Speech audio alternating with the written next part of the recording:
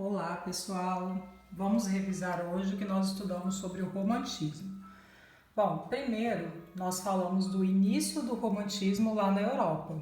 Então nós iniciamos o século XVIII e falamos sobre as muitas revoluções que estavam acontecendo no mundo naquela época, entre as quais Revolução Francesa. Nessa época, a gente percebe que as pessoas elas começam a fazer uso da sua subjetividade, elas começam a explorar as suas emoções, elas começam a se enxergar como seres pensantes e compostos por sentimentos que, a partir da arte, seja literária ou qualquer outro tipo, pode ser colocado para fora, e isso começa a acontecer. A partir de então, temos a valorização das emoções, daí o nome romantismo, né? As pessoas passaram a ser mais românticas. Junto a isso, nessa mesma época, surge o livro Os Sofrimentos do Jovem Werther, ou Werther, do escritor Goethe. Esse livro ele foi lançado na Alemanha e conta a história de um rapaz que ele se apaixona por uma mulher casada e por não ter seu amor correspondido ele acaba se suicidando. Esse livro gerou uma onda de suicídio na Europa.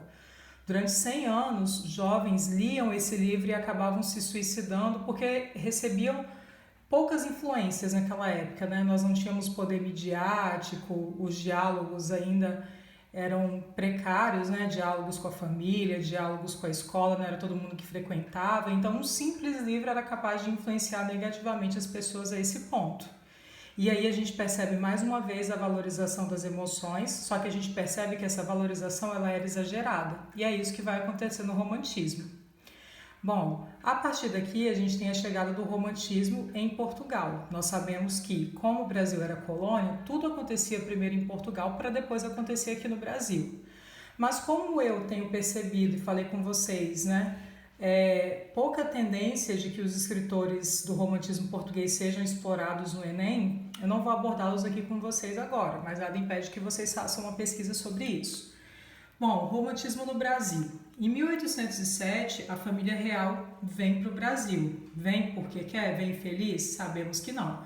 Vem, né, porque Napoleão ele quer invadir Portugal, porque Dom João não cedeu aos apelos dele de fechar as fronteiras econômicas com a Inglaterra. Então eles vêm fugidos para cá. Quando a família real chega aqui no Brasil, eles trazem uma estrutura mínima para que eles possam viver com qualidade aqui. Então eles trazem arte, companhia de teatro, eles trazem desenhistas, eles criam a primeira biblioteca do Brasil, eles criam o primeiro hospital de medicina do Brasil, tudo em prol da família mesmo, porque eles queriam que o país fosse bem estruturado. Com isso, as pessoas que vivem aqui e que antes presenciavam apenas um ambiente de colônia, elas passam a ter um amor pela pátria, né? ter um amor pelo Brasil, porque não é o Brasil de antes, é um país que está sendo bem estruturado agora. Então o nacionalismo ele começa a impregnar essa época, impregnar no sentido positivo. Então a gente vai perceber que os escritores desse período, do período romântico, eles têm um apelo nacionalista muito grande e é graças a essa vinda da família real e tudo que a família real provocou. O romantismo ele durou muitos anos no Brasil, por isso a gente divide o romantismo em gerações. Nós vamos estudar agora a primeira geração. A primeira geração ela é composta só de poetas. Na verdade, a primeira, a segunda e a terceira geração ela é composta de poetas. Nós temos um escritor que ele escreve em prosa, que é o José de Alencar, ou seja, ele escreve romances que nós vamos estudar separadamente depois, porque como ele viveu muito tempo, ele acabou passando por todas essas gerações, mas agora a gente vai estudar só a poesia. Na primeira geração, nós temos o Gonçalves de Magalhães, que ao lançar Suspiros Poéticos em 1836 inaugura o romantismo. Muita atenção! Embora ele tenha inaugurado o romantismo, a produção literária de Gonçalves de Magalhães não é considerada tão expressiva. Por isso nós não fazemos um estudo dessa obra, né? Um estudo detalhado. Mas lembre-se que quem iniciou o romantismo no Brasil foi Gonçalves de Magalhães. Isso pode aparecer no Enem como uma pegadinha, porque nós temos um outro escritor cujo nome é Gonçalves Dias, que é um dos mais importantes do romantismo e também está na primeira geração. Mas não foi ele que inaugurou o romantismo no Brasil. Quem inaugurou foi Gonçalves de Magalhães. Então agora a gente vai falar do Gonçalves Dias, que é a figura mais importante da primeira geração. O Gonçalves Dias, ele nasceu no Maranhão e morreu em 1864, também no Maranhão. Ele morreu com 41 anos. Para aquela época, para o tanto de doença que aquelas pessoas enfrentavam naquela época, ele viveu até muito tempo. Aqui é o Gonçalves Dias.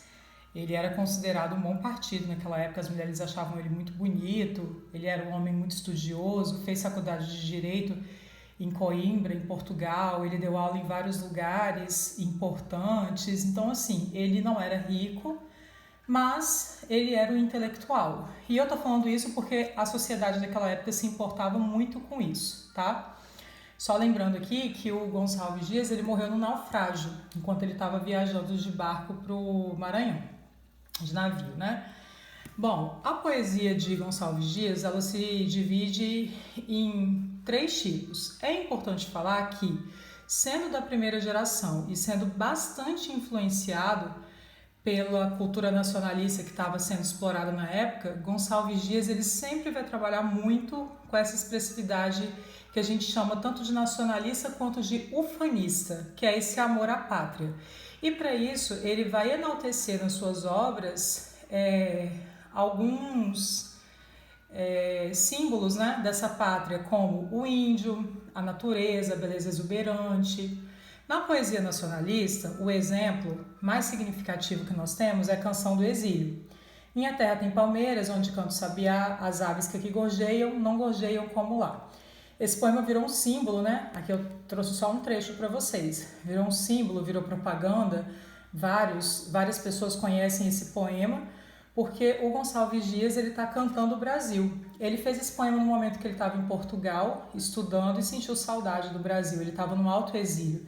Então ele fez esse poema comparando a beleza exuberante do Brasil à beleza de Portugal, que segundo ele, a do Brasil era mais intensa. Depois nós temos também a poesia indianista, em que a mais expressiva é o poema Juca Pirama. Vou ler um trechinho para vocês. Juca Pirama significa aquele que é digno de morrer.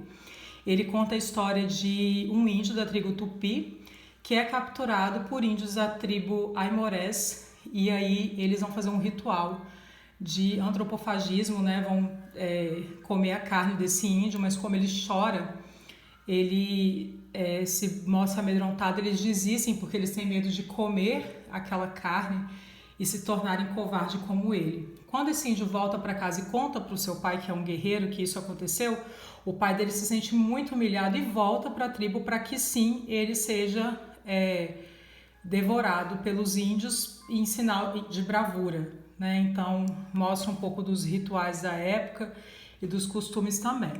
Meu canto de morte, guerreiros ouvi. Sou filho das selvas, nas selvas cresci. Guerreiros descendo da tribo Tupi. Da tribo pujante que agora anda errante, por fado inconstante, guerreiros nasci. Sou bravo, sou forte, sou filho do norte. Meu canto de morte, guerreiros ouvi.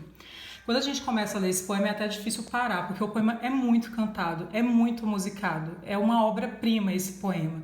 Em alguns momentos parece que o poema está imitando o toque do tambor, o tambor que os índios batiam nos rituais. É uma obra-prima de verdade. Temos também a poesia lírica amorosa. Eu trouxe 2 exemplos para vocês. O poema Como Eu Te Amo, em que a gente vai perceber que além dele demonstrar o seu amor, ele vai trazer algumas características típicas do romantismo. Por exemplo, ele vai falar muito da natureza, ele vai falar da pátria, vai enaltecer a pátria. Então eu trouxe para vocês um trechinho que mostra isso. Ó. Então o poema começa: como eu te amo. Como se ama o silêncio, a luz, o aroma, o orvalho numa flor, nos céus a estrela, no largo mar a sombra de uma vela que lá na extrema do horizonte assoma. Como se ama o calor, a luz querida, a harmonia, o frescor, os sons, o céu, o silêncio, cores e perfume e vidas, os pais e a pátria e a vida e a Deus. Vejam que ele coloca o amor à pátria no mesmo verso de o amor pelos pais e o amor por Deus, para mostrar a importância que a pátria tem para ele.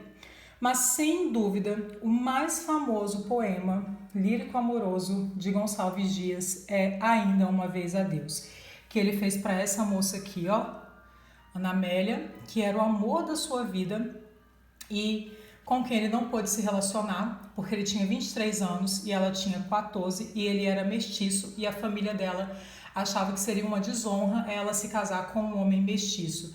Ela até falou com ele, falou, vamos fugir, vamos viver juntos, vamos ser felizes, mas ele, como era um homem muito sério, não aceitou, porque naquela época ele iria acabar com a reputação dela. De tanta raiva que ela ficou, ela acabou, começou a namorar com um homem negro, escravizado, e fugiu e se casou com esse homem. E aí um dia ela encontrou o Gonçalves Dias e ela não deu muita atenção para ele, ela foi indiferente. Então, por causa disso, ele fez esse poema, Ainda Uma Vez a Deus, em que ele narra o amor que sentia e essa indiferença que ela demonstra nesse conto, ele fica arrasado com isso. E dizem que ela, ao ler esse poema, né, com uma pena, rasgou o pulso e escreveu esse poema numa folha com a tinta do seu pulso. Dizem, né? Jamais saberemos se isso é verdade. Um trecho desse poema é: enfim te vejo, enfim posso, curvado a teus pés, dizer-te que não cessei de querer-te, pesar de quanto sofri. Muito penei cruas ânsias, dos teus olhos afastados, houveram-me acabrunhado a não lembrar-me de ti. O poema é incrível, vocês podem encontrar muitas reclamações desses poemas e ele é muito profundo. Durante as nossas aulas, eu até trouxe para vocês uma música que eu gostaria de colocar agora e que, na minha opinião, faz lembrar um pouquinho desse sofrimento do Gonçalves Dias em relação a Ana Amélia.